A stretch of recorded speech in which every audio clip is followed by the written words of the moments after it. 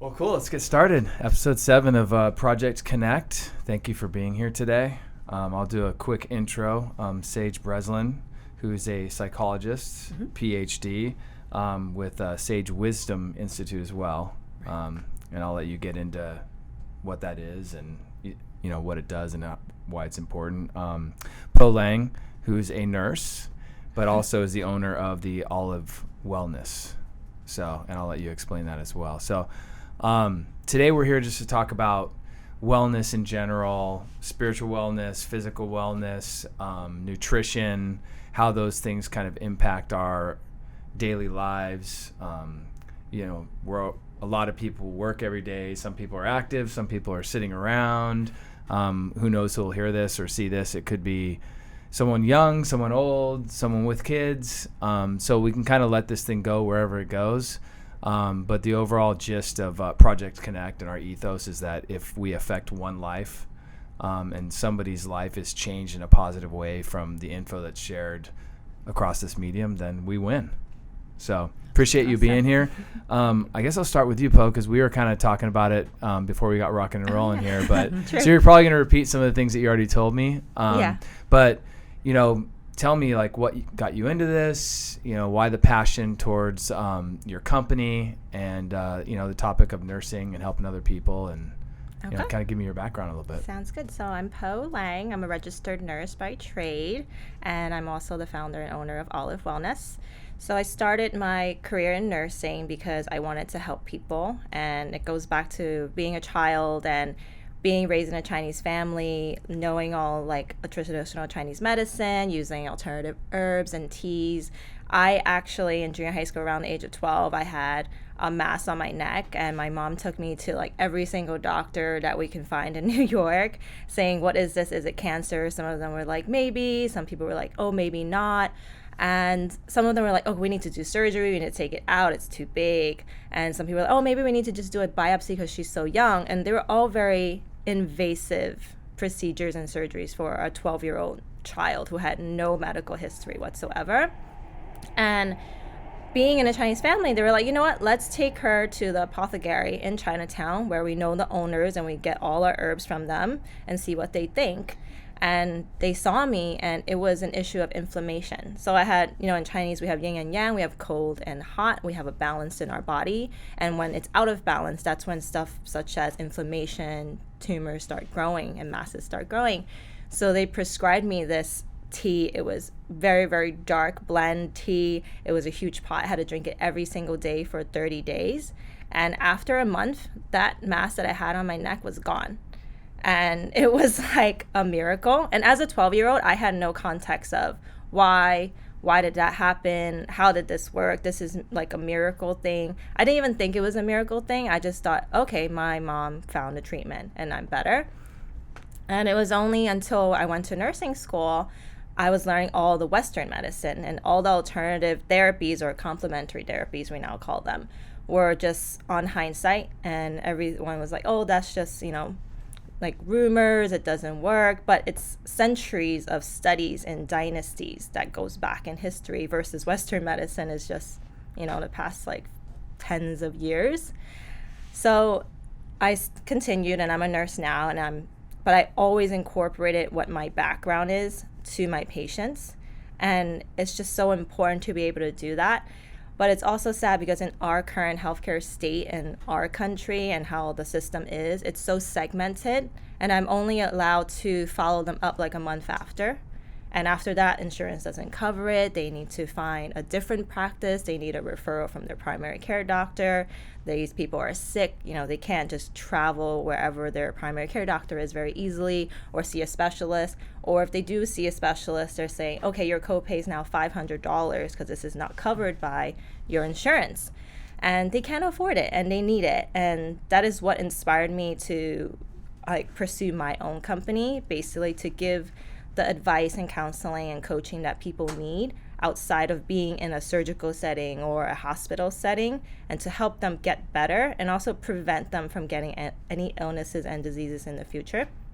So that's what Olive Wellness is all about. And it's a personalized approach. What works for me is not going to work for you or my husband or my sister. So it's just really seeing someone for who they are and seeing what they need, and then helping them get actionable habits daily to get to where they want to be. So Very that's cool. Thanks. That's a pretty amazing story, and when you tell it, it's amazing to me that obviously there's results that come from alternative medicine, and the science is there, and it's been proven time and time again. Like, not that Western medicine's bad, but that, different illnesses or problems or issues that people need solved may not always fit in that box. Yeah. So you have all these stories that come up time and time again, and yet, I don't know, there's just a level of kind of arrogance and ignorance involved in not opening up to those things and kind of being open to that, and how it could affect you and help you with whatever you have. So it's very cool that you started a company that makes that available to people and gives them, an alternative. Yeah, just to make it accessible to people so that they know there's a different way as well. Yeah. So Sage, why don't you share your story and what kind of got you to where you are and your company, and let us know a little bit about that. Sure. Yeah. We're going to have to order in lunch and dinner, and maybe some sleeping pads. Very much like you, I have a complicated medical history. I'm one of those crazy people who I've actually crossed over 8 times in this body, and for a variety of just reactions that my body had to medicines and Western medicines, and so it's made me hypersensitive to everything. It's certainly deepened my intuition, but it's made it difficult for me to use straight up Western medicine because mostly things are too invasive, they're too strong, or they just don't work. Yeah. Other people can take a pain medicine, and my brain looks at pain medicine and freaks out and stops my heart. And the doctors will say, well, that's not right. I'll say, well, last month in the hospital here, that's what happened. So, I love the intuitive nature of how your parents simply trusted their gut to go with what they knew to be true.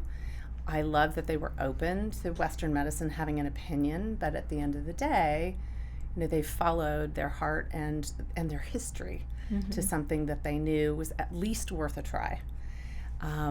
So for me, I have a family full of doctors and was raised with Western medicine, and when it started to fail me is when I really turned towards other kinds of alternatives. I'm an integrative medical specialist, so I went back to Harvard Med to actually get a certificate in mind-body medicine after all the other, alphabet soup after my name, because I wanted the, not so much the education, because I'd been picking it up along the way and learning lots of things, but I wanted the validation that I could go down a road to offer my patients things that A, worked for me, B, were standard in some model, maybe the Chinese medical model, or in an integrative model, maybe not necessarily in the Western medicine model.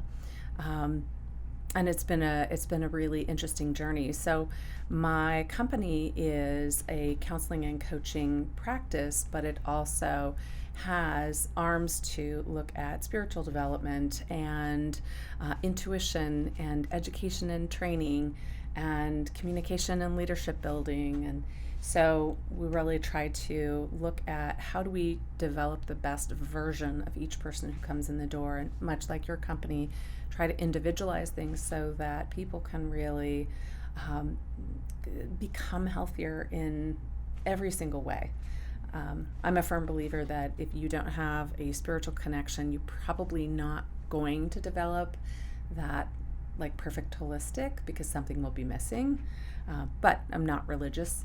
I was raised in a religious household, and I am deeply spiritual now, but leave that more organized religion to the side. Sure. Do you find that your patients, when you work with them, kind of along the same line of Western versus Eastern and the openness to that and acceptance of it? I think we're getting there. Is there a pushback? Are some people, almost because of their upbringing or just society in general, like when you talk about holistic approaches and spirituality and things like that, Because again, going back to the science, right?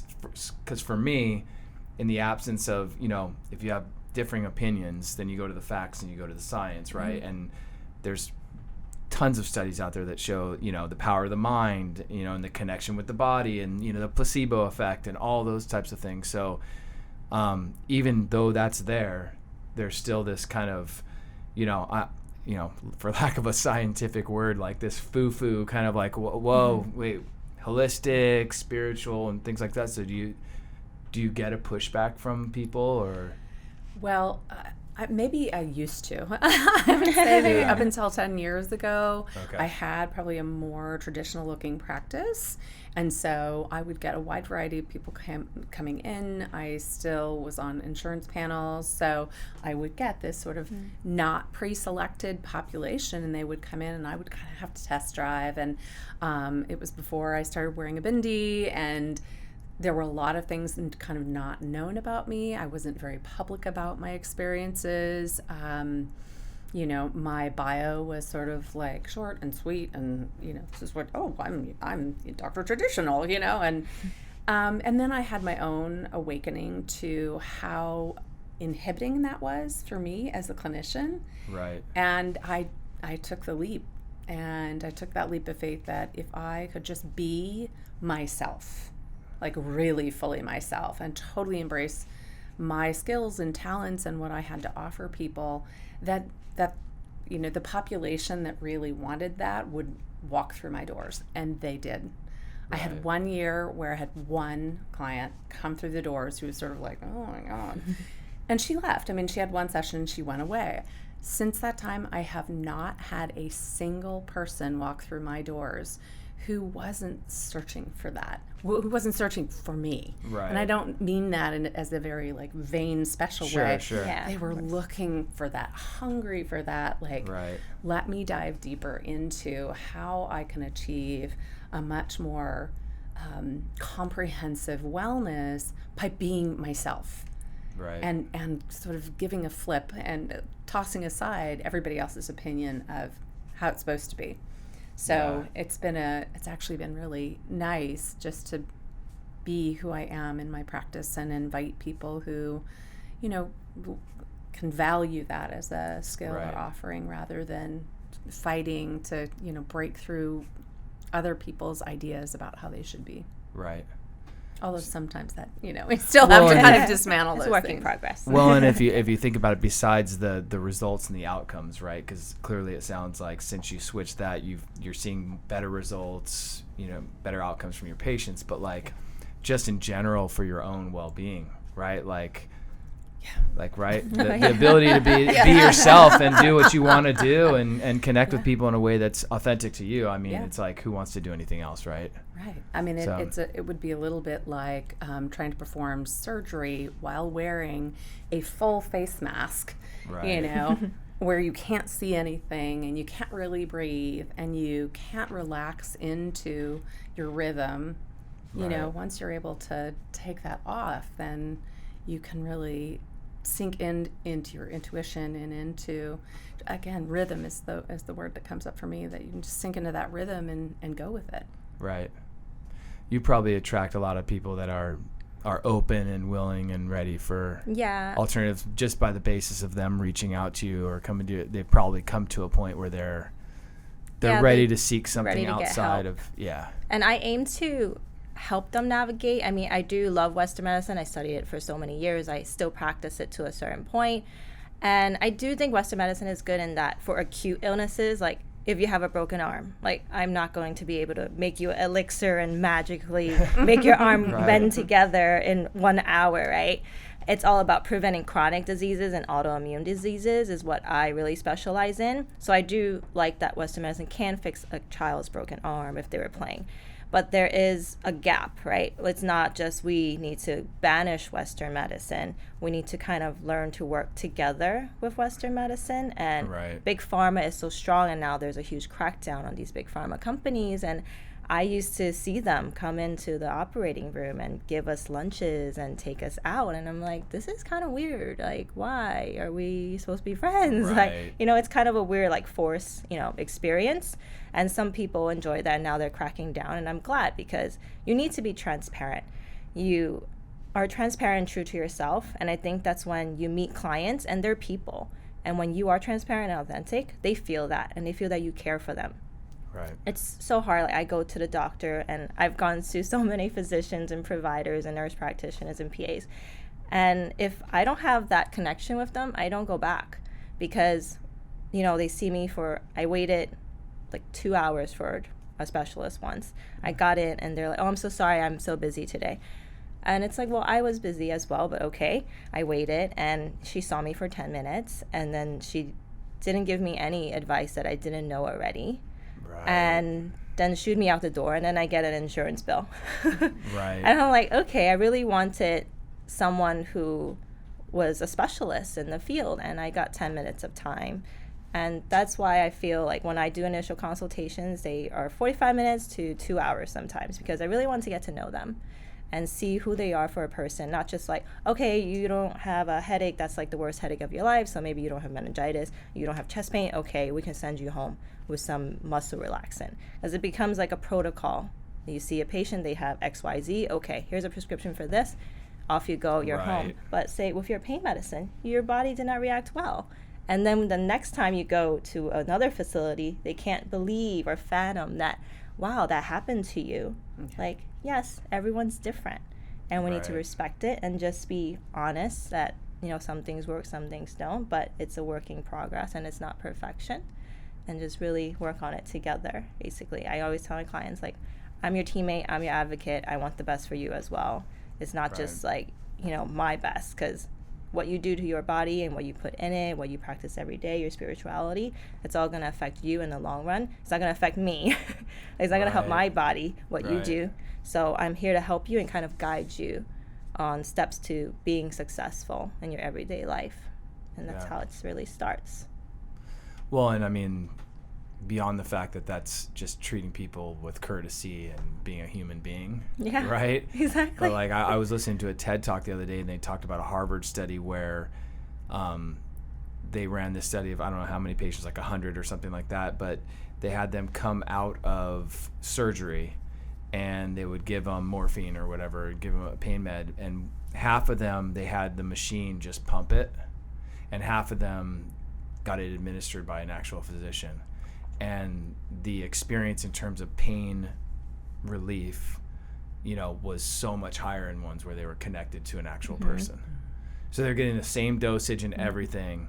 And so that expanded in all kinds of other studies to like study connectedness and how that affects us and things like that, and the power of the mind and the body and things like that. But again, it's not just, hey, that's the right thing to do, but it's actually more efficient, more effective, you know, and it's proven that that's a real thing.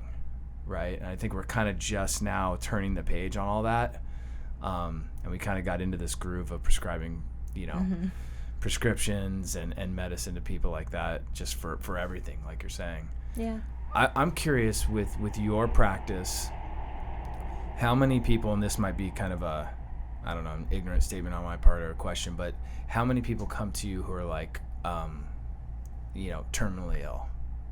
Do you get patients like that? I don't get a lot of terminally ill patients, because at that point they're like referred to palliative care, and that is an offshoot, and they have specialists who do palliative care.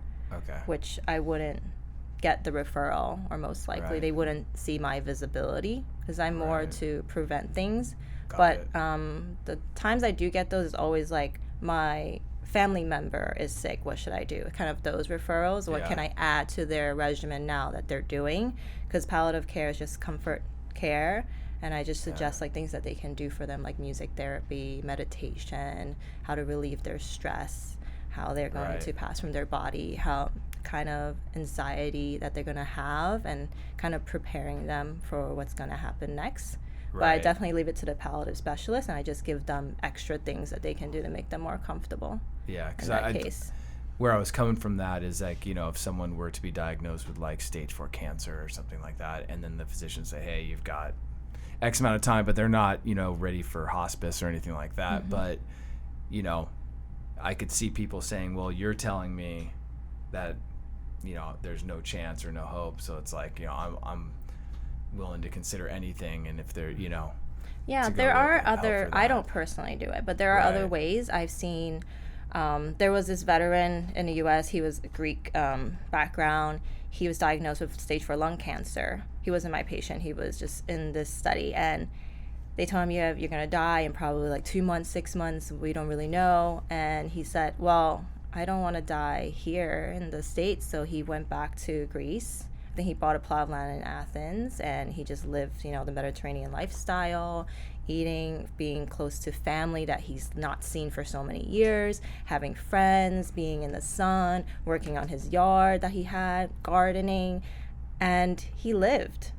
And, 1 year passes by, and he's like, I'm still alive. 2 years passes by, I'm still alive, and I'm happier than ever. 25 years pass by, and he's like, something's wrong. Like, I have lung cancer. Why am I still alive? He comes back to the States, and he tries to get in touch with all the doctors that he saw, and they're all dead.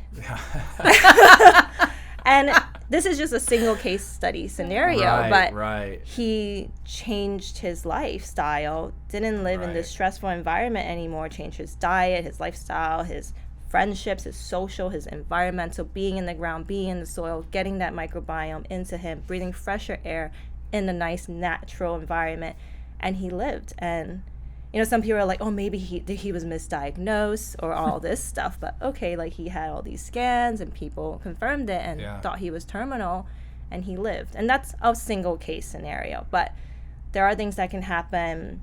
There are people who get diagnosed with like stage 2 breast cancer, and they can go on certain diets to kind of reduce that inflammation. Right. And there's also now like new immunotherapy where you can teach your own cells in Western medicine to fight against the cancer cells that are masking as you, which is really cool. So there are different things. There are some people who will turn to just nutrition as an adjunct onto their medicinal therapy, which might be helpful. So there is always hope, depending on where they are and if they're open to try it.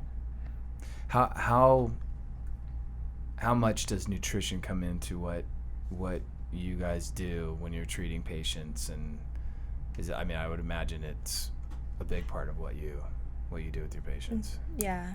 Yeah, a huge part, I think. Yeah. And it depends on what they come in for, but anything from just things like leaky gut, general, poor quality of life in terms of physical health, all the way down to things like depression and anxiety. What you eat makes a difference.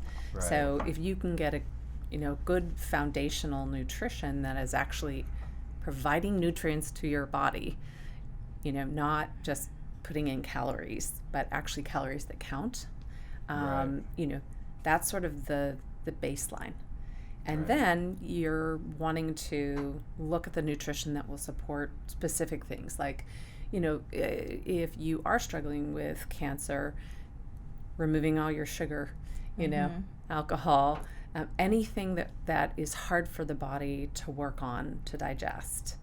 You go down to a diet where it's easy for your body to process it and make use of it, and then it has more energy to actually fight what it needs to fight if there's something to fight, or other kinds of things, like for somebody who has what we refer to as an endogenous depression that is sort of genetically linked, everybody in the family's had it keeps on traveling down. You take a medication, it gets a little better, you go off the medication, it comes back. That, just going to a diet which is higher in the leafy greens, a little bit more B6 to support more energy. There are things like that. With anxiety, you want to kind of take out anything that's toxic, anything that...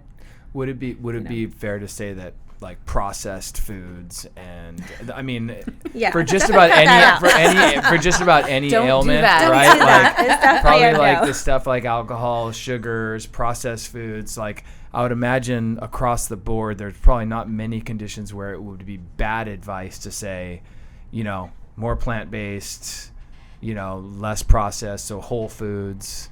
Yes, definitely. I mean, definitely no processed foods. Right. And it's like so Doritos hard. are probably not on your suggested. Not on my suggested list of foods. And what I try to do is suggest foods for people to add to their life, not take away. So I never say like, don't eat Doritos ever again, because if someone loves Doritos, that's very sad.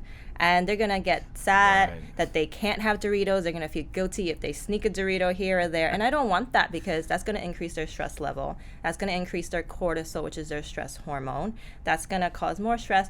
And it's linked to having belly fat in people if you have increased cortisol. And also they found in a recent study in the University of Maryland Medical Center, they found that people with PTSD had increased cortisol levels, and they had an 8% shrinkage of their hippocampus in their brain, which is their memory center. And they were getting brain fog, depression, anxiety, confusion, trouble learning.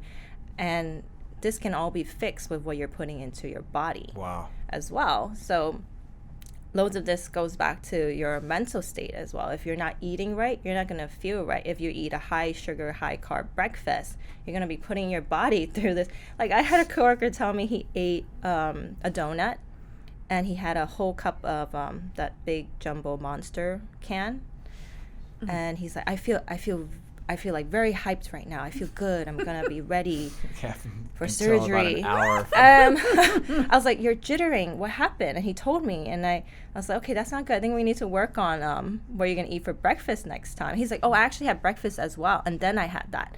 But when you eat things that aren't like nutrient dense, your body's going to keep wanting to eat, because it's selling your hunger hormones, ghrelin and leptin. They're going to tell you, hey, you didn't feed me enough fat. You didn't feed me protein. You didn't feed me things that's going to stretch out my stomach to make me digest today. I'm still hungry. And now my sugar level is like here, where I'm like super hyper, super aware. And then I'm going to crash, because all the insulin is going to come out and say, no, this sugar needs to go away. And you're going to feel really down. And you're going to wonder why. And you're going to try to reach for another sugary sweet, like a Milky Bar or Galaxy or something like that, a Twix bar, and say, oh, I feel good again. So it becomes this addiction. And it's hard, because people feel immediately better because of that high sugar intake and a dopamine release, because they're like, oh, this is rewarding myself. I feel good again. But then they dip again. So it's really about teaching people to eat green leafy vegetables, cruciferous vegetables that give you phytochemicals. So when phytochemicals go in your cells, they kind of say, hey, make those anti-cancer chemicals and enzymes out. Make those anti-inflammatory enzymes and go around the body and get away all this bad stuff, please. And when you eat processed food, you get empty calories, basically, and they're not helping you. They're just making you go on this high and low roller coaster throughout the day, and then it really affects your brain. And it's like, some people come to me and they always feel guilty because they feel, oh, I ate a snack again, like, and they're beating themselves down. I'm like, no, don't beat yourselves up. Like, it's okay. I have a Twix bar now and then. I have some Doritos now and then. It's not every meal, it's not every day, but sometimes I can enjoy it. It's about what you're going to eat on your next meal to make your body feel nourished again, so that you don't feel that brain fog. And it's hard, because people feel brain fog, and then they start getting all these other symptoms, and their hormones are imbalanced, and get a thyroid issue, and they have low energy consistently, and they're wondering why. And then it can lead to depression, but it's really just an imbalance starting with food. So it's quite hard. So when you're treating someone with depression or anxiety or those things, what if someone was out there listening or watching this right now, what would, from a nutrition standpoint, what would be steps that you'd advise them to take, or just wellness in general for someone who's suffering from that? Because I think a lot of people do, and to kind of step backwards, where this kind of the genesis of even this podcast was, one of our employees here took his own life 3 years ago, and so we made kind of a commitment towards mental health and suicide prevention and stuff. So like, I'm always interested in how these talks tie to that. So if someone's out there and they're struggling and they're feeling depressed and probably embarrassed about it, probably not talking to anybody about it, but from a diet and overall wellness, like, I know it's probably a way bigger topic and advice to give in, a soundbite, but what would you say to someone like that? Well, I have two things. I'll answer your question, and then I'll offer a short personal story that speaks to that. I smiled as you were talking about it, because it's one of my sort of pet areas, is people who come in and they're saying they're depressed or they're anxious, there are so many other things that can actually mock it. And hypothyroidism is one of those things. So I think because I started in the Western medicine side and was surrounded by doctors, I tend to do things like say, hey, let's talk to your primary care. And what I'd like to see is I want to make sure that your thyroid is functioning properly, because I don't want to encourage you to be treated for depression, which may actually just be low thyroid function. I want to look at cortisol levels. I want to know what's going on with them. But I also, want to start with, let's look at your diet. Let's look at your sleep cycle, which is the part of the personal story, and exercise. And exercise can just be walking around the block. I've had clients who wanted to quit smoking, and I asked them, why do you smoke? And where do you smoke? And a lot of folks would talk to me about their jobs, and they'd get a smoke break, right? So they'd have to go outside of the building, and they'd play on their phone, or they would just sit quietly and take a break from cubicle life, right? Nonstop exposure and noise and interaction, and they'd go sit out in a quiet place or stand or walk outside, getting what would be fresh air if they weren't smoking. And I just encouraged them to try once an hour, rather than taking a smoke break, to actually just go outside and walk around their building or walk around the block, and then come back in and see how much they continue to desire the cigarettes. And that alone starts to reduce the use of the cigarette, because really what they want is a break from all of that exposure and noise. So, the lifestyle assessment actually becomes really important, looking at how much sleep is somebody getting, what's the quality of their sleep. Now we have Fitbits and Apple Watches that are going to give you all of that data. It's crazy. It is. Crazy good, and people are starting to look at things like apnea and, or even just sleeping positions, the pillows they use, whether or not they're allergic to dust mites. I mean, these things can absolutely have an impact on how well they sleep and how restorative the sleep is. So we look at sleep, we look at, what does the job look like? Do they have sort of enough insulation for the kind of human they are? What is their diet? And if they're into processed foods, we just say everything in moderation. So can we stop that a little bit more? And then looking at how much can we feed into a plant-based diet, or at least what we call happy cow syndrome, right? Trying to choose, if you're going to eat, meat and poultry and even fish, choose those items that come from somebody who's taking loving care, not shoving it in a box and, turning off the light. And there are beautiful, wonderful farms all over the place. And okay, they're still slaughtering cows. That's okay. Like, that is part of what's happening in our world. We still eat meat. I don't, because I can't deal with it, but that doesn't have to be a bad thing if that cow has been treated well and had a good life and gotten to do what cows do. Right. So it makes a difference in how much cortisol that cow had in its system that went into the tissue that you put in your mouth that affects your body. Like, it may be a crazy stretch, but that's real. Right. Just asking somebody to say, okay, I know you buy your Ralph's eggs, and it could be Vaughn's or Albertsons or whatever, right? Okay, and these are these eggs. Now, I got these eggs from the local farm, and, this farmer loves his chickens, and he's named them all, and that's a stretch, but he's done it, and he talks to them, and they have nice music, and I'm going to just ask you to switch to these eggs. And weirdly, people will come in a week later, a month later, just making that change, and report major differences in their health. Again, seems inconceivable, but there's data. Collect your own data, see how you feel. So I would say, that lifestyle assessment is a huge, important first step in with what we both do. But before I'm going to take them down that, bunny hole of depression and assume, okay, this is a depression that, might not go away unless we do medicine, I'm going to really look at how many other changes can we make in your life to just improve your lifestyle, your quality of life.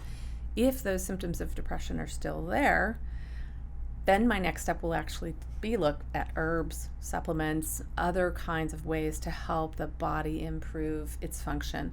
And if that doesn't work, then I'm going to work with our physician to see how little medication can we give to get the result we're looking for. Right. Not get them to the therapeutic threshold, which is usually like 10 times the amount they need, but it's okay. There's a place for that. But so, I'm definitely a much more kind of progressive, trying to layer everything so that I'm not treating something and diagnosing it as such until I've really ruled out everything. Right. That makes a lot of sense, because it almost sounds like, I asked you a question about treatment and application, and basically you walked it back to before you can even get there.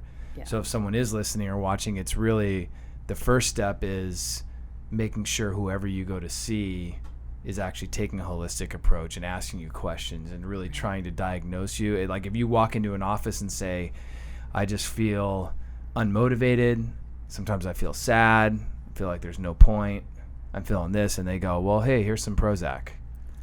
Yep. Right? Like, I mean, that's probably that's probably not the right, and that may be the answer for some people, and it may be what works for them, but at least honor that person and their well-being to get through that process of finding out all those other things, and eliminate some of the things that, hey, it could be your diet, it could be you lead a sedentary lifestyle, right? You need some more exercise, all that kind of stuff. And wow, like if we just change those things and we don't have to put chemicals in our body. But there's also, I think, the element of someone's self-worth and how they see themselves.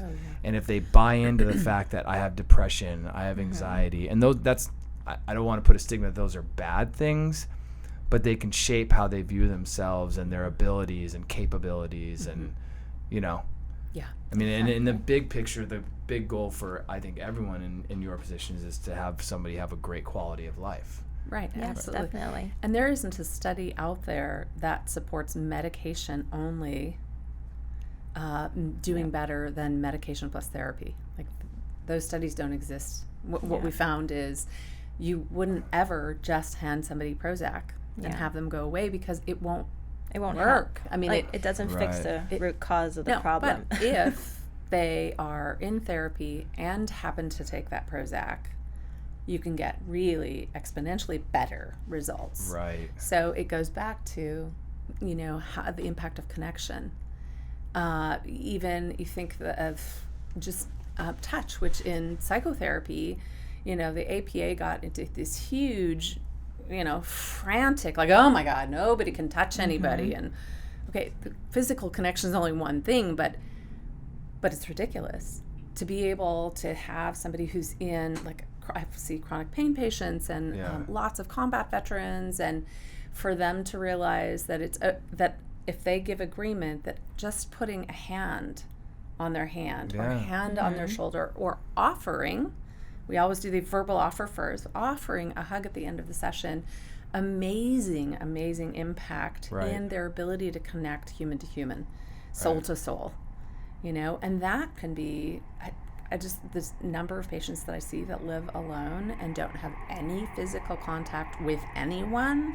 Right. Of course they're depressed. Yeah, sure. That's not right. Who doesn't like physical contact, right? Yeah. I mean, it's a crazy system we have now, because everyone's such a germaphobe. Everyone puts on gloves before you walk into the room as a patient, and they think they're going to catch something if you're coughing or sneezing, and you're just another normal human being that you would see on like a bus or a train. But they treat you like you are some kind of thing that needs to be quarantined and need to wear gloves and a hat and a mask, and that makes the patient feel so alone and just exiled, and okay, I guess I'm sick and no one wants to touch me. And I feel it's so sad when I see that, and I go in, I see older patients, and I'm just like putting my arm on their shoulder like, hey, how are you today? How was your day? And they're like, no one asked me. And I'm just like, I'm so sorry. How can that be better? Like, what were you watching on TV? Like, what do you have planned today? What are you getting? Are you getting any procedures done? Just starting a conversation as well, showing that you're there for them, not just like, hey, this is medication A, this is B, this is C, you're going to take this for that. There we go, bye. And I see people do that in the healthcare industry, Right. and they just 6-minute leave. system. Yeah, 6 minutes. Okay, scan the med, bye, gone. And the whole thing about, Zoloft, Prozac, all these like SSRIs, the selective serotonin reuptake inhibitors, Right. what they're actually doing is going into your body, seeing the serotonin, which kind of makes you happy, right? And keeping them in your bloodstream, not making them get absorbed. So there's more of it around and you feel a better mood. But what happens is people who have depression and anxiety, they have already a decreased production of serotonin. But the medicine doesn't make you make more serotonin. It just tries to keep the ones you have out longer. That's why over time people need increased doses, because you get tolerant to the drug and you need a higher dose to keep them out more. But they're not actually fixing the cause of why do you have a lower serotonin level. Right. And people get into this long, prescription over years and years and just increasing, but not really knowing what caused them to be depressed in the first place. And it takes about like 30 days to 60 days to really fully help you. And one of the biggest risks is suicide. Mm-hmm. When someone first gets on SSRIs, they initially don't feel good and they don't have the energy to suicide. And then once they get the energy, they're still having the bad thoughts just because they have more energy. And then they get an actionable plan to actually do the suicide. And that is the saddest part, because there's no really education on it. Most people are like, here's a pill, you're going to feel better in 30 days, see you in 30 days. But what if they don't make that appointment because they're busy with something else? They have kids, they need to pick them up from school. Right. And now they're still having those bad thoughts. And now they have energy to then purchase a gun or take their own life in another manner. And that is the scary part. And that's why I think awareness and education is so important, because most people don't know that. They just think this is a magic pill, I'm going to take it and I'll feel better. And they have an incredible level of trust. That's whether it's, right or wrong with their physician too, right? Like if I'm a layperson and I'm not a medical doctor, and then I go in and I take my son or my daughter in, and kind of same logic, right, with kids who have a hard time focusing in school, right? And you go in there and they go, oh, give them these 3 pills, like you trust what your physician's telling you, right? So if you're not educated, if you're not informed, and have never been around someone who takes a holistic approach and goes through that like actual process of diagnosing them and ruling out all kinds of stuff before we go straight to prescription drugs, you could see how people would be like, okay, my doctor told me to do that. I mean, there's definitely. My husband's like that. Trust there. He's like, this nurse practitioner, PA told me this, and he comes home with me. I'm like, what? Right. What did they tell you? And then he's like, I'm just gonna listen because they told me I have to do this. And I was like, well, actually, you don't. You have a choice. And I think it's about reminding people they have a choice. It's their prerogative because it's your body, it's your health, it's who you have to see in the mirror every morning, and you live with all the consequences of the actions you do. Not the physician or the NP or whatever provider you use, not me, not Sage, not you, Josh. It's them. And you need to really empower them and say, I always tell people, we think it might be this, let's see what we can do about it. And if it's not, let's get together and see what else it can possibly be to get you on the right track. Because a lot of times doctors, you fit a checklist and then they go, okay, you have this. And they have to bill and all this insurance stuff. And it really limits them. It's not that anyone's a bad provider, but it's just how the system works, that it's so segmented and that they need to do it in 10 minutes and then you're off on your way. But it's just about letting people know the education, giving them the power to choose, I think is the most important part. I think where that conversation comes up a lot for all of us clinicians, is for people who are diagnosed with cancer. And it's really interesting what the approach that many doctors take is they say, okay, we're going to do this surgery, then we're going to follow up with radiation chemotherapy, and this is what you're going to do. And the patient literally says, okay, and walks out. Right. And they get home and they say to their family members, so I'm having surgery this day, and then I have to start the chemotherapy, and that's going to be for 9 months. And there's this, and you can tell, like, they're not grounded. They weren't any part of the decision. They just followed this recommendation. And not that the recommendation is right, wrong, or indifferent, but being able to sit with a patient and say, well, what do you want to do? What makes sense to you? What's your intuition tell you? And they might say, I definitely think it's smart to take out that cancerous organ. Let's get that surgery done. Then the question is, do you feel like the chemotherapy is a good idea for you? Is that something you can buy into? Because, and I know that's probably a terrible term, but if you can get buy-in, if you have a belief that something is going to work or not work, you're going to alter the course of how your body embraces that as a solution. I completely agree. Yeah, I was going to say, it almost creates, if you go that route, it almost creates a binary win-loss outcome, right? So it's like, okay, we did the surgery, is it gone? And if it's yes, you won. And if it's no, it's like, whoom, right? And then it's, okay, radiation, chemotherapy, is it gone? Right? Whereas if you're saying, hey, you know what, like, we probably do want to do surgery. Let's think about chemo and radiation. But like today, what you can do is eliminate XYZ from your diet. Okay, I want you to, you have an exercise, right? So like a walk a day, more organic, leafy greens, stuff like that. Then like every day is a win, right? Yeah. Because a week later, they've lost excess. If they're obese, they've lost a bunch of excess weight, right? It's like win, right? Okay, their moods are more stable. They're getting more sleep. Like win, and you're kind of like, now you're like upbeat. You're feeling good. Like, you know what I mean? Like, I firmly believe in that. Like, I think that's, but if you create this black and white win-loss scenario, it's just really dangerous. Even things like, we've got to look at the language we use on ourselves, bucket list, really? I'm going to kick the bucket? Kick the bucket, yeah. No, I got a wish list, man. And my wishes come true, Yeah. Even terminology. I heard a colleague say, I'm building a war chest. And I said, great, I'm building a hope chest, by the way. Mine's filling faster than yours is, Right. All of that makes a difference. And even the word holistic, I would actually just encourage the word comprehensive, because people freak out with the word holistic. Yes, they think you mean something woo-woo, right? Yeah. Right. Yeah, they think you're going to throw crystals like, and we everything. want a comprehensive mind, body, spirit, plus approach to things. So it's interesting that we live in a world where people are still sort of not really tuning into some pretty important little changes that can be made that are so easy and can drastically change quality of life. Yeah. So for our company, we do have a kind of an office setting, right? Not kind of, that's what we have. Because we do have some salespeople that are mobile and out there in the sales force, and their job's a little bit different. But the majority of our employees and the people that I work with are sitting at a desk, and we get them stand-up desks when they ask for them, and when they say, hey, that'd be nice, we offer them, which has been kind of cool because they'll stand up for part of the day and they'll sit down. But like the ailments that maybe I would imagine a lot of people have that work in that type of setting, what would be your advice, whether it's nutrition or lifestyle or any of that kind of stuff, herbs, teas, for people out there that are in that type of work environment, do you have any advice for those people?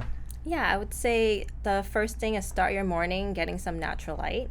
That kind of syncs your circadian rhythm. I know everyone, wakes up, they go on their phone, it's not natural light, or they're like, oh, I wake up too early. But make sure you go out in the morning when there is natural light, even on your commute, or you get here and then it gets light, go out for like a 10-minute walk. That way your circadian rhythm syncs like, oh, I'm awake. This is time to get the blood flow going and start thinking and be more focused. That really helps. And also drinking a hot beverage first thing in the morning, like a hot tea with lemon and ginger, just to kind of revitalize your body. Because all your organs slows down, like peristalsis slows down while you're sleeping. And everything just slows down because you're resting. And when you wake up in the morning drinking a hot beverage, you cause this vasoconstriction where your blood vessels are like, and it's like, oh, we got to get going. We're going to wake up now. And they're going to start working their way and being actually awake inside and actually awake outside to kind of mesh the two rhythms. And throughout the day, if they are sedentary, they can always do NEAT, which is non-exercise activity thermogenesis, which is anything that's not exercise, sleep, or working.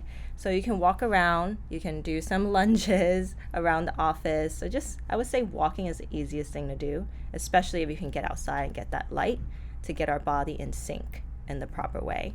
And eating a healthy breakfast, I would say just one goal, just a healthy breakfast, or breakfast smoothie is what I usually do, because I know we're usually on the go.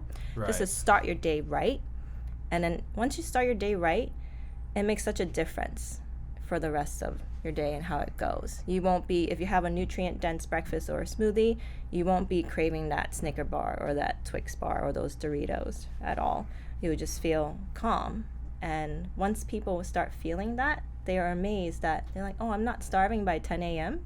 That's weird. But they don't even notice that until it's like 1 p.m. and they're like texting me like, hey, Po, I'm not hungry yet. It's amazing what I ate this morning and what I did. Mm-hmm. So it's just small little things that you can action very easily.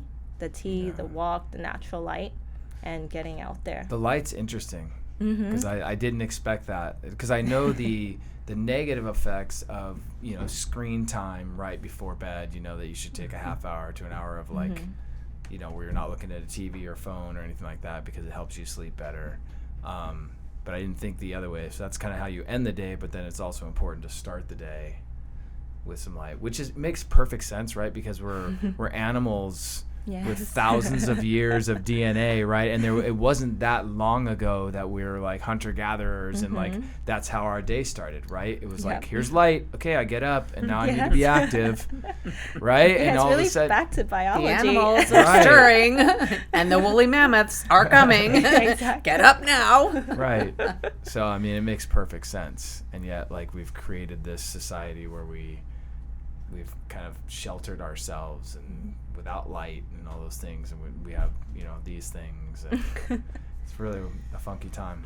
Yeah, I would take it a step further. I have been working with a series of corporations to actually implement those ideas, because it's one thing to give a person a recommendation, and you might say, you know what, I really like that recommendation that Po gave me. I'm going to start doing that. And you might even get one or two of your colleagues go like, he's going out, let's go. Yeah, I want to do that too.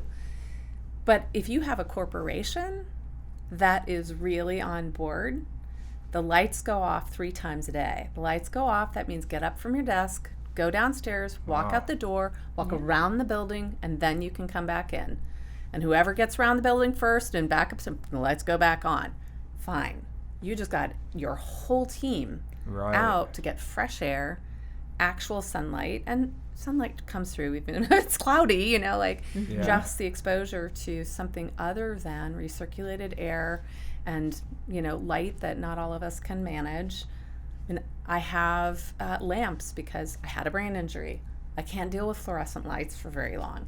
It doesn't make me feel good. I go outside, I feel like so much better.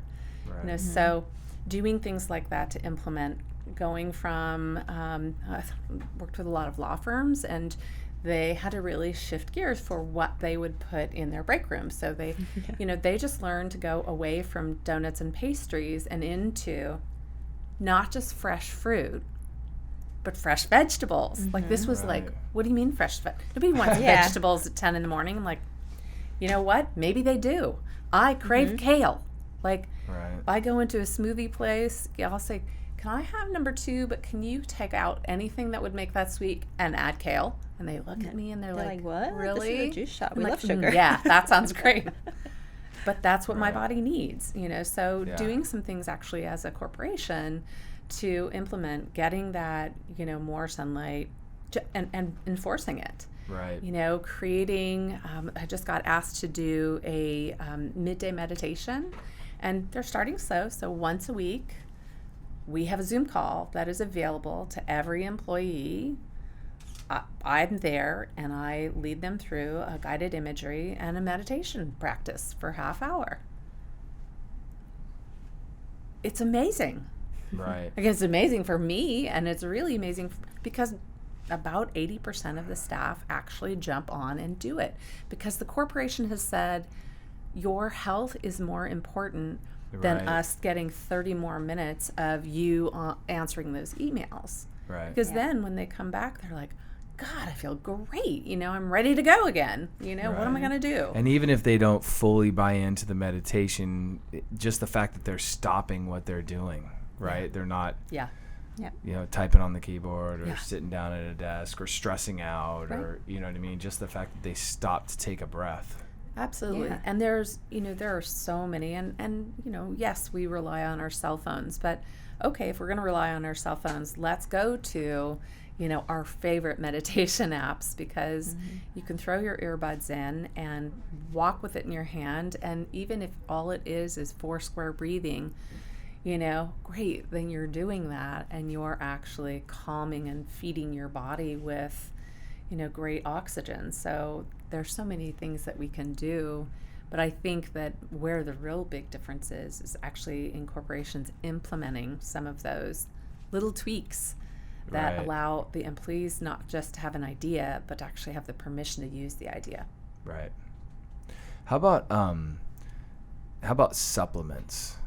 There's a lot of advice that people get for what they should take, and natural, unnatural medicine, all that kind of stuff. But specifically for a lot of maybe vitamins and minerals and things like that you don't get out of your normal diet, are there some that you guys think are kind of if someone's listening or watching, the top 3, top 5? Yes. I know every person's different, so Yeah. that's kind of a dangerous thing to say. Yeah, everyone, here's your, but in your experience, are there certain things that maybe people aren't getting that they could take that'll really help them? Yeah, I definitely always suggest people to take a multivitamin, and from a reputable brand, such as Now Foods. They're actually NSF approved, so Olympians can use them. So don't just go on Amazon and type in multivitamin for men and then just buy the cheapest one or the first one or the one with most reviews. Actually make sure they're actually going through the channels of approval of nutrapharmaceuticals. And so I say a multivitamin because we live busy lives. We don't always eat nutrient-dense foods 3 meals out of the day. And that's a good baseline, I think, to start with to get that minimum requirement. Right. And then also SBO, soil-based organism probiotic, where they incorporate these organisms from the soil that is around the world, and they really help your gut grow good and bad bacteria. So we need a balance. It's not just getting a probiotic. A lot of people eat yogurt. They're like, oh, it has probiotics in it. I was like, oh, your yogurt has dairy, has loads of sugar, mostly dairy and sugar, and then Right. a little bit of maybe 1 or 2 cultures. But get one that's a wide spectrum, and that will just help your gut balance. You need kind of an 85% of good, 15% of bad. That way your good soldiers that are fighting for you in your gut are constantly okay, there's bad out there. I'm training in case one of them replicates too much, I know how to fight them off and balance back, right? So that would be the baseline. And then the other ones would just be really dependent on what the current issues or problems someone is facing. If it's sleep or stress, I always say adaptogens are good because they help regulate your cortisol levels. If your cortisol levels are too high, they can help you bring them down.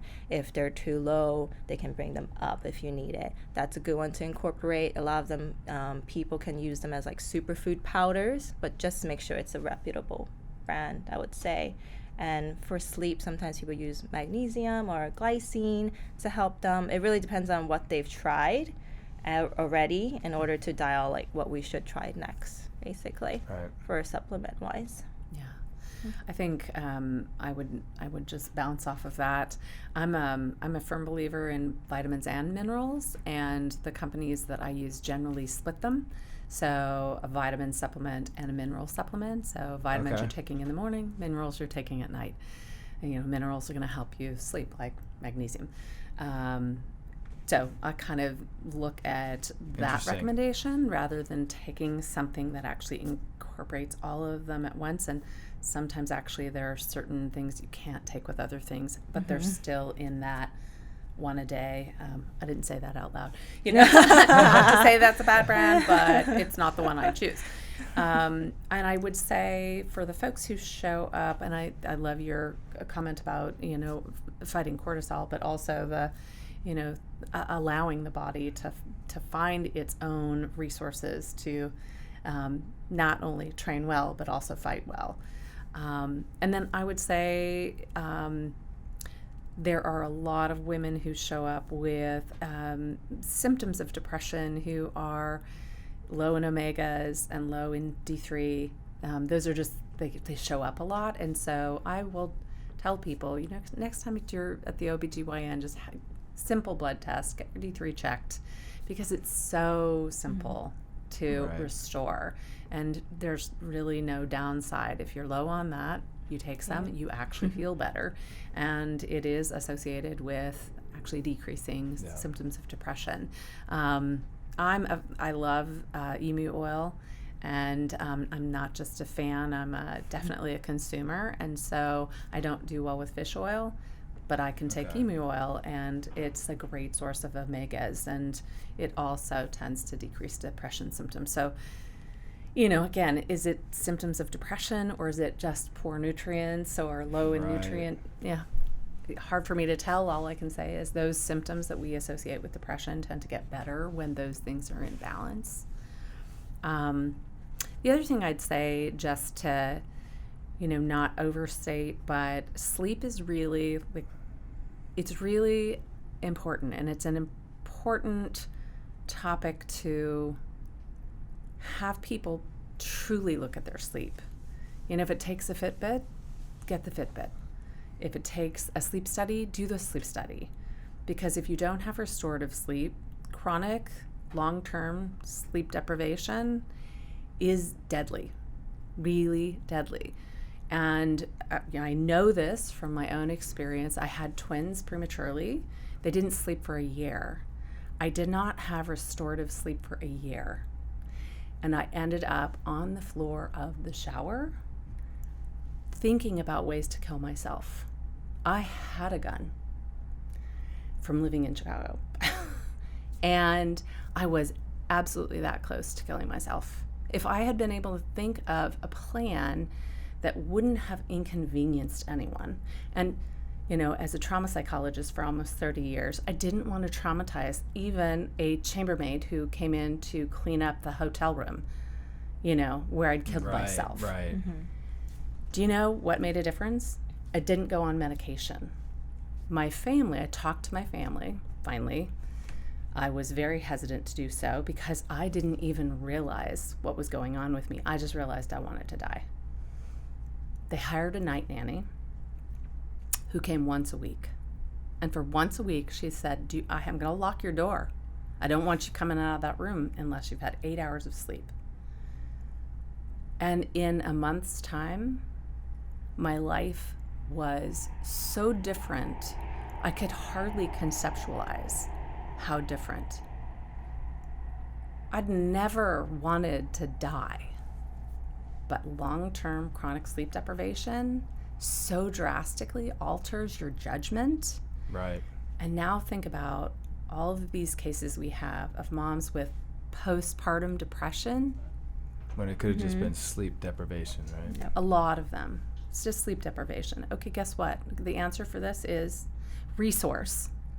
Even if you don't have the money to hire somebody to come in, guess what? You have family, you have friends, you have, a worldwide sistership of people who will show up, and if they're trustworthy, they will sit and stay with your child while you actually get some sleep. And while once a week is really not a perfect solution, very quickly my friends actually learned what was happening. And I had a beautiful friend who came in, and she was another once a week where she'd say, I mean it. I don't even get out, don't even walk out of here for any of the other kids in the house. I will take care of that. And so twice a week, I started to get more and more sleep, and I restored pretty quickly. It was probably 3 months before I really felt like myself again. But it's a crazy, crazy, crazy impact that non-restorative sleep can have on a body. And so when you talked about your colleague who killed himself, I was a clinician. I was working at the time. Right. A mental health care clinician. And it wasn't because my life was bad. Yeah. I wasn't getting enough nutrients, and I wasn't sleeping. Yeah. And my judgment was altered drastically. I am so, so thankful that, people around me finally noticed enough to say, we got to do something here. Because I wouldn't even have noticed it. Right. So not to kind of, be a mic dropper, but it really, if we reach one mom with For an sure. infant Yeah, out definitely. there who says, that's interesting, I have been feeling pretty bad and the doctor wants me to stop nursing and take this SSRI. I wonder if maybe I could change my diet. I wonder if maybe even just a neighbor could come and, take the 12 to 6 a.m. shift, there's an idea. Right. Yeah. Yeah. I mean, I think when I think of Joe, who is the guy I worked with here and a friend of mine, that everyone says it doesn't make sense, right? So something was there, and whether it was sleep deprivation or something like that, but whether it was some kind of substance or whatever, and I have no idea, I'm not trying to throw it, but whatever it was, you know what I mean? A life issue or something like that, but it's if someone finds themselves just low enough in that moment of time, and like you're saying, if sleep deprivation kicked in and this kicked in and that kicked in and you just find yourself there, it only takes a few seconds and, Yeah, an impulsive decision becomes a permanent solution. Right. Yeah. No, that's great advice. So I'm very interested in the, plant-based versus, meats and dairy and all that, because I'd love to hear what you guys think on that. About 3 months ago, I changed to a plant-based diet.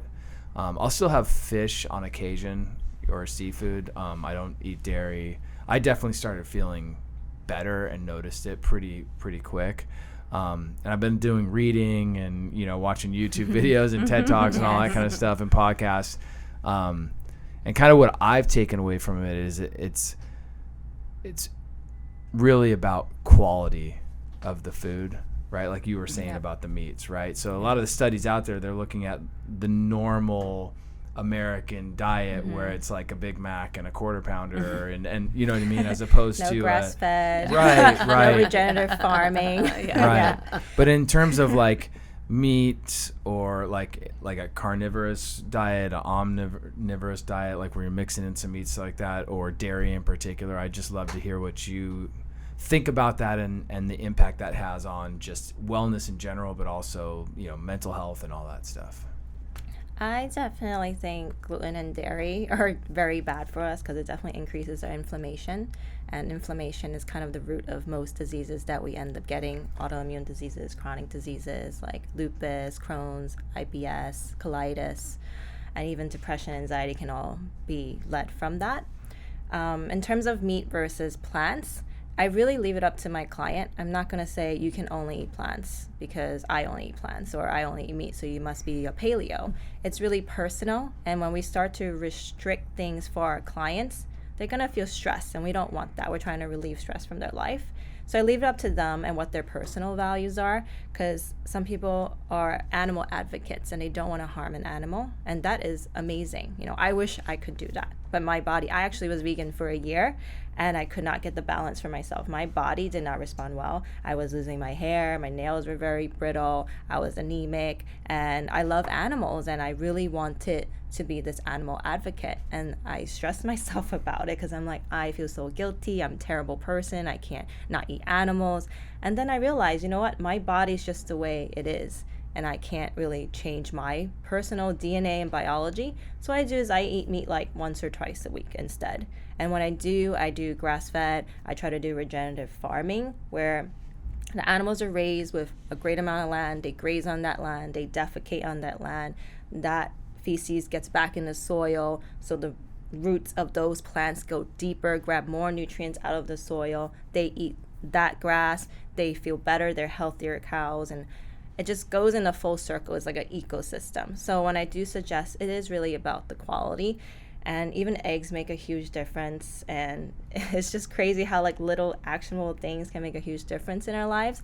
So it's really based on someone's preference, and I'm not going to make them change their moral code or their values, but I work with that. And what my system is just making sure they get their nutrients like fat, fiber, cruciferous vegetables, and protein. And you can get that from either a plant-based or a more meat-heavy based diet, and it all works. It's just don't eat, we all need our fats like omega-3, 6, and 9, but there's also oxidized versions of them, like sunflower oil, canola oil. Those are bad fats. But fats in general, they're good because our brains are mostly fat. They're like 60% fat. So if we're not eating fat, we're kind of like a deprivation in our brain, and they're going to be like, what's going on? Our brain's not, is going to be more atrophied. So it's definitely a personal decision, and whatever it is, I can respect it, and I can help them find those nutrients in the foods that they like, is what it's really all about. So yeah. I love how the way you approach it is it's almost like baby steps in a way, right? Because if you give them the win and they start feeling better, like if you literally just said, hey, what do you say we try to take dairy out just for a couple days, or, you know, and if they felt worse, then you say, okay, well, maybe then it's not for you, right? But, or let's sub those eggs for these eggs, and then just wait a little bit, and they go, wow, I feel a little better. And it's like, well, why don't we try this or try that, right? You're not trying to get them to do it overnight. It's almost similar to like an exercise regimen, right? You take someone who's been a couch potato or in an office all day, and then you're like, okay, we're gonna run this, right? They're gonna go out one time, they're gonna like blow out their knee, and they're gonna be like barely able to like sit down and stand up, and they're gonna be like, this is terrible, I'll never do it again, right? Yes. So I think that's a very responsible approach. I work part-time, kind of gently part-time, as an intrinsic health coach for Zach Bush at the M Clinic, and there is not probably a stronger proponent for plant-based diet, but even Zach and I have had a lot of discussions about, you know, how do you, if you have somebody who's been paleo and you say, okay, well, it's time to go plant-based now. I mean, as an intrinsic health coach, they'd fire me, you know, they would be like, that's really great that you want to go with the company motto, but, you know, I've always got to just listen to where are my clients coming from, what's their goal, and what works for their body. Like for you, you know, being vegan in that way, in the way that you did it, didn't work for you. Mm-hmm. I did 10 years vegan, and in the beginning it didn't work for me because I was doing it wrong. You know, I wasn't educated or trained enough about what to eat and how to eat and when to eat and all that good stuff, and I wasn't even going towards quality. Like I just didn't know anything. Now I would say I eat mostly a plant-based diet, but I make a good pescatarian. Mm-hmm. But I don't just crave like any kind of fish. Very weird, like sashimi, like very specific kinds of, I think I'm going for a nutrient. Really what I'm craving is a nutrient that I'm getting there. It might even be the oil in the fish for all I know, you know. So I could probably tap it down and figure out, oh, it's that. Well, I'll just take that instead. Except I actually like sashimi, so I like eating it. I think it's fun. Yeah. I can totally relate to that. That's why I started eating fish, because I was about a month in, and I felt like there was an emptiness. Mm-hmm. There was something that I was like, I'm just not feeling fulfilled, right? And it wasn't like, I don't think it was calories. I don't think it was like I felt like I was out of energy, but there was just this like, I never felt full. I never felt kind of. So that's Which is that's not why a bad I started, thing. Right. If we are used to that feeling, right? Like, that becomes our norm. Oh, absolutely. Yeah. Even, I mean, I can't count the number of weight management clients that I've worked with, and the going for full or over full is really the norm, rather than go until you're not hungry anymore. Right. So we look at, you know, food that can easily be sort of closed up in a container. So, you know, they sit down to eat and you say, okay, well, I just want you to stop eating when you're not hungry. When those signals, you know, the hunger pangs are gone, I want you to stop eating and just put the container away. You can pull it back out and start eating it. When you get those hunger signals again, pull it back out, go back to eating. Stop eating when you're not hearing that signal anymore. Just to train that is an amazing, amazing piece of progress. But eating not to full, but eating to like fine, you know, right. Or eating nutrients because they cause you to feel full, if that's your norm. Like you said, it's what you'll try to match. Right. Honestly, on a plant-based diet, I would feel full all the time if I just 8 and 8 and 8 and 8 and 8, I'd be Loads of like fiber. 400 Yeah. pounds probably. Like, I mean, Yeah. you could definitely overdo on a plant-based diet. So, it is possible to find those things, but you have to search. You have to try. You have to experiment. And, Yeah. So I definitely lean on quality. I know for our company, we also encourage people. There's a product that we like, Ion Biome, and it does search for those ingredients that are far below the top of the surface into soil that is hundreds of years old, because we don't produce soil even anymore. So we're missing these ingredients, right? So you just see somebody taking that single ingredient that we refer to it as dirty water. It kind of tastes like that. A day, you just, you're taking a little bit of this, and suddenly people are saying, like, wow, this is weird. Like, I'm not getting those leaky gut symptoms anymore. Like, our tight junctions are something we have to actually take care of. And if we could get rid of glyphosate, that probably would be our number one healing factor in the United States. That would be, take out Roundup weed killer, and you'd have a lot fewer sick people. But even those of us who would consider ourselves well notice these GI issues. And if you get rid of that, we may or may not be gluten intolerant,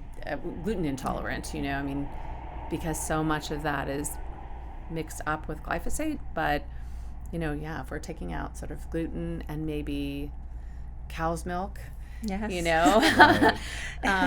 then and we use farms that are actually taking care of their animals and their plants, and are having, like, those farmers are having quality of life, not the farmers in the middle of our country who are killing themselves because they're being forced to, waste out their crops, or they're not. I mean, that's no way to live. But when we can support farmers doing it differently and living the life that they desire, like, they're out there on the range for a reason. If they could actually really enjoy that, their quality of life goes up. Everything improves. Everything. Right. Yeah, you mentioned cow's milk. I love milk, but I don't drink it anymore. My wife is, like, I guess you'd call it pescatarian too, but she crushes almond milk and all that stuff, and I can't do it. Like, I can't. It just doesn't taste the same. I just can't get there. I've tried all of them. I've tried, like, the coconut, the, like, I guess it's soy, it's silk or whatever that stuff, and the almond. I think the almond's probably the closest I can do. If I really crave cereal or something like that, then I'll have that. But yeah, milk is a weird thing. Or you can try to get maybe non-pasteurized sheep's milk or goat's milk. That's at least better for you. I did transition my husband to nut milks now, and he loves it. He was a very big, like, cereal eater. Every morning must eat processed wheat, and he's like, this is great for you, it has the American Heart Association label on it.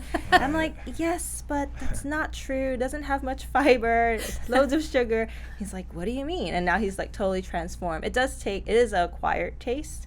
Or you can try to make it yourself at home. If you have just a blender and some water, you can make a lot of nut milks like that. And just strain it. Yeah, Vitamix is, like, my solution for everything. Yeah, my wife's all about it. For sure. I think probably cereal is probably the one place that alternative or nut milks can really work, because if the cereal is something, the flavor of the cereal is something you like, there is probably some substance you can add in that won't be offensive to you. Right. But it is interesting to see our children move away from drinking milk. And a couple of my kids were lactose intolerant, so that kind of went away very early on. But what did they replace with? And I've trained children who drink water. They drink water, they drink fizzy water. Yeah. If I buy a soda, like a Hanson's or something like that, and it's in there, they're like, oh my God, it's a soda. Can I have that now? It's exciting, but even juice, they're not a huge juice drinkers, so they drink water. We don't need juice. It's not a dietary requirement to drink loads of sugar in acellular form and spike our blood sugar level. And my mom's way was so funny. She would take orange juice, but she never told me what she did was she would fill, like, less than a third of orange juice in a cup and then all water. Wow. My and she wife would give it does to that me. trick with my kids all the Yeah, time. and I'm it like, works. God, you're so sneaky. Because I grew up drinking, I was like, orange juice is not that great. Like, it has Or like weird grape grinds or in it. apple and that stuff. It's so Yeah, sweet. Like you it's can so actually sweet. get away with it and it still tastes Really pretty sweet. normal, you know. So I remember the first time I ever had normal orange juice, I was at school. I was like, what is this? Why is this so sweet? Like, what is this flavor? And I went home and my mom's like, oh yeah, in America, everything's very sweet. We watered it down. And I Yeah. was like, oh. And I actually don't really drink juices ever unless I make it myself because Yeah. there's really no use. It's not going to really help us with anything. And it's Yeah. not even hydrating. So Yeah. Yeah. I really use it. So more curious questions from me before we kind of finish up because I hear stuff back and forth on it. So coffee, thumbs up, thumbs down, depends on the person. It depends. So How much they It's like a probably funny- drink is probably a big Yes. part of that. Like, So moderate amount of coffee, like caffeine, is like 95 milligrams. But if you go to a coffee shop like Starbucks or Dunkin' Donuts, any of those, they probably have 3 times as much in 1 cup. got it. And that's just really intense stimulant you're having. I actually, people don't need caffeine. It's a drug. You see people line up to get their fix in the morning in Right. the coffee shops. It is an addiction. And if you constantly rely on this stimulant to be focused, you're not really fixing your core issue of why you're not focused. There might be other hidden issues that we need to fix. Got it. I can use coffee as like it's funny, some clients I was like, if you love the taste of coffee or do you just love that it gives you like a kick, a high, because there's other things that can give you a kick, if you're actually sleeping and then you don't need like 8 Yeah. cups of coffee in one day. I can actually use coffee about like 45 milligrams of caffeine kind of coffee, like low dose, as like a pre-workout. Some people have used that and they get a kick and they work out and they feel good. But once we start diving into why they even need the coffee, is it an oral fixation issue? Because you can replace an oral fixation with anything else that tastes good, like a nut milk, or I can make like frappuccino smoothies that taste really good, that has all the nutrients you need and tastes just like a cappuccino, if that is Right. the root of the issue. Or is it just the energy level that they need? And it's funny because I see my husband used to drink like 5 cups of coffee a day, and now he drinks 0. And it was a mental thing for him. And I never really drank coffee, and working in a hospital setting, everyone, drinks coffee. They all have a cup. Yeah, And it's almost that's like, how it is around here, I think, Yeah. for the most part. But it almost I'm like a feels 4 to like 5 a day guy. it feels like a camaraderie, because I also felt like, oh no, I don't want to miss out on like the conversations they're gonna have when they go to the coffee shop. So I'll go and I'll get a tea, and they're like, oh, you got a tea? That's weird. And I'm like, oh, I'm sorry, yeah, I like tea, but I just really want to be part of this group. So there's multiple reasons why people use caffeine. So we just have to dive in on why. If it is an issue for them, we can dial down and fix the other issues, or a tasting, replace it. So it just depends. In moderation, it's fine Yeah. if they really want it.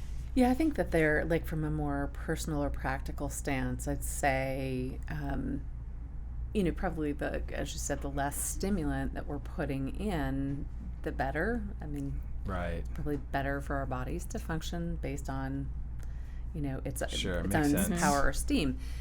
And practically speaking, there are going to be people who have conditions that aren't coming along fast enough, or they're just noticing that they want that kick, or it's just a habit.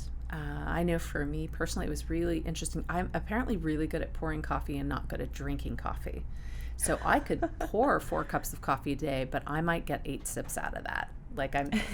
And I didn't realize that for a long time. And so, I thought, oh, okay, well, I'll have to really look at what I'm actually drinking. Yeah. The other thing I did at home, which could easily be done in the workplace, is that I titrated. I went from, a full octane to like 3/4 to half and half. And now I could probably do, a quarter of the coffee grounds are, full strength, and the rest are decaf.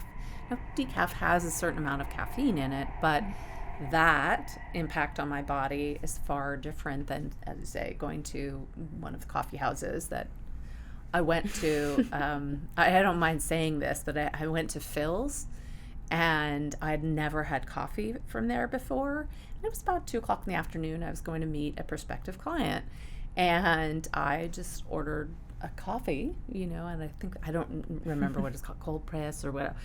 So I'm drinking this coffee, and I'm noticing like my hands start to shake, and then I get this cold sweat going, and I'm thinking, what is wrong with me? It kind of scared me a little. And then I had a friend who always was at Phil's. He'd been talking about Phil's, and it was the first time I'd seen it. And I was like, oh, I gotta go there. And I called him and I said, talk to me about this coffee. Like, because I would only go like to Starbucks or whatever. And he goes, oh, you had that reaction? He goes, yeah, it's pretty strong coffee there. I'm like, oh. Yeah. So, I mean, I don't have any criticism or objection about these different places, but for somebody who apparently was not really drinking a lot of coffee and drinking like low octane coffee, I felt like I was almost having like a heart attack. So I think that we just have to kind of look at what works for us, and if we are craving a little bit of energy, can we go take a walk? Right. Even a good, like a healthy juice or smoothie, like does that, give us a little bit of a lift? And if we are going to rely on something, could we get less caffeinated lift? Right. What is that critical threshold that we could actually get a bump without getting, the cold sweat going on? Right. Well, and all of from both of you, your tips and advice kind of all come back to, I'll use the word comprehensive, but approach, right? There's a win. Because if you're getting your light in the morning, and you know what I mean, you're getting some exercise, and you have a good breakfast, and you're not like going on these insulin spikes and all these kinds of things, you know what I mean? Then, after lunch, if you had a healthy lunch instead of some garbage lunch, then you're not going to have that afternoon drop where you're like, I got to have a cup of coffee. Right? If you're getting your sleep, or if you value your sleep, you're probably not going to crush a cup of coffee at 10 p.m. Right? So it's like when you're looking at the whole thing, sleep, light, diet, all that stuff, exercising, you're doing all that, it's almost tough to go in this direction with everything else, and then all of a sudden go, but you know what, I'm going to have 10 cups of coffee. Yeah. You won't need it. It's like it just doesn't match up. So it makes sense. And the last thing I wanted to ask about was people always say like red wine, you know what I mean, alcohol in general, and those kinds of things. Like what is your take on that, for people? All right. I would say, some people like alcohol, but I would say in moderation. It's very quick to be a binge drinker. If you have like more than 5 drinks in one day, how big are these drinks, and easily become a binge drinker, and you're hurting your liver. People get fatty liver cirrhosis, and your liver is what detoxes your whole body. So if you're having excessive amounts of alcohol, you're hurting your liver, you're hurting your detox center, and everything else will go wrong in this large sequela of reactions. So I would say if you do have alcohol, make sure you have it in moderation. Don't overdrink. And I also think a lot of my clients who do suffer from alcohol and like binge drinking, there is another underlying issue of why they engage in such behaviors, because someone who is happy and healthy and well, they don't need to drink 10 shots of tequila necessarily every single night to be happy, right? Because they're getting hangovers and dehydration and not getting enough B vitamins. So I think alcohol in moderation is fine, social settings. It's only when it becomes a problem in your daily function of life that it's an issue. Right. So I'm not going to say don't drink alcohol if, you are from an Italian family and you guys love wine, you have like the best wine ever at family gatherings. It's so limiting. I would just say, what is your situation? How much do you drink? How do you feel when you drink? What do you do the next day when you drink? And tailor it from there, because everyone can take different amounts of alcohol and different types as well. Yeah. So I would say a small to moderate amount is fine, as long as they're functioning and they feel well overall. Right. Yeah. I would add, I'm a wine drinker, and I like different kinds of wine, and red versus white. I actually always thought that red was better in terms of like sugar content. Actually, red is higher in the sugar content than white. Interesting. So that was a weird one to learn. But a couple of notes on just wine drinking. Look at the country it's from. We still spray most of our fields and most of our crops here with weed killers. So going organic, if you're going to, use California wine, make sure it's organic, or choose wine from another country. A lot of the other countries, and do a little research to see, are they spraying or not? But if you can choose a country where they're not spraying, you'll notice actually a difference. If all you do is drink wine from a different country and you notice less of a negative effect, even GI effect from drinking wine.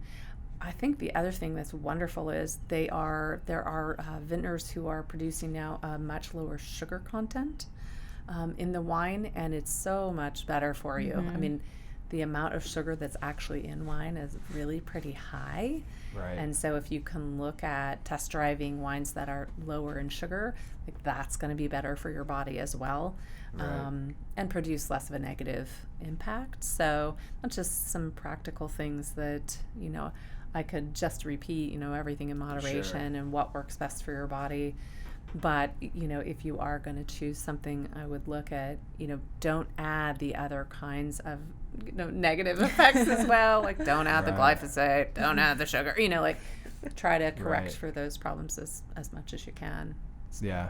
Well, and I think that mind-body connection too, anytime it's in excess, right? Whether it's coffee and it spikes you up, or alcohol and the depressive, effects of that, whether it's the next day or whatever, like anytime you're sending your body into this weird, taking it out of its rhythm, right? Like it's going to compensate one way or the other. And those that it could compensate with physical ailments or mental health problems and depression and things like that. So I think that's good advice. I wanted to follow up on just a couple things you said. Yeah. One, it just made me think of that I don't know where your listeners will come from or where they'll go to, but the whole nature of light, getting light in the morning. There are lots of states and countries that are low light a lot of the year or have excess light in some portions of the year. For people who are in low light centers or who are in states where you hear funny commentary about Washington being, oh my God, it's always raining. Like, okay. Well, they also have light boxes that you can use on a regimented dosing, so 20 minutes twice a day. And they have them in every shape and size, and they're, desktop. You sit there, eat your breakfast for 20 minutes, get your light. So if you are in an area where there isn't good natural light, or you really literally, if you're working in a hospital inside in the interior of the hospital all day and you're not getting any natural light, you can actually get a light box that will produce as close to natural light as possible, and that can improve your mood. It's one of those integrative medical solutions for people who live in areas where there's lower light, or to reduce seasonal affective disorder during times of the year where there's lower light. Right. So just a note. That's good advice. About people listening in other areas, who might say, well, yeah, but there's no, it's raining all the time here. Right. And then the other thing I just wanted to comment on is we've talked a lot about the proactive and preventative measures, and not quite as much about the treatment. And I would say, almost all treatment for mood disorders comes from starting with a connection. And whether it's with a nurse or a doctor or a therapist or a layperson or a priest it doesn't matter. It's really, where can you make that connection with one other human on the planet? And honestly, even if it's in a chat room or a group forum, or it doesn't really matter. If you start somewhere and make a connection, things get better quickly. Right. And, if that can be in a therapist environment, whatever that is, I do some portion of my work outside and some inside.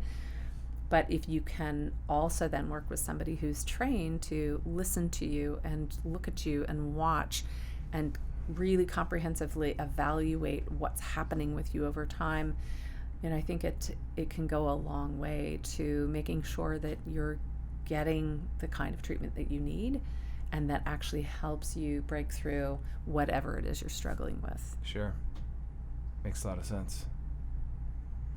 Well, thanks so much for being here today. I really appreciate both of you taking out the time to come in here and share your knowledge and experience. And I think we're in a lot of ways just scratching the surface when it comes to taking this comprehensive approach, when it comes to just recognizing and respecting the importance of good nutrition and how that affects our mental health and just our wellness and enjoyment of life, in general. So I think getting this type of information out there is huge, and I'm hearing it more and more. And so I really appreciate you guys being here to share and add to that kind of collective education that's out there. So. Well, thanks for the invitation. Thank It was you. wonderful Yeah. to It was meet you as wonderful. well. Me too. Yeah. It was great. Yeah, I'm glad we have this platform to share. I'm sure your patients are very happy to work with you, and they're lucky to have you. So Thank you so much. thanks for being here. Awesome. All right, that's it.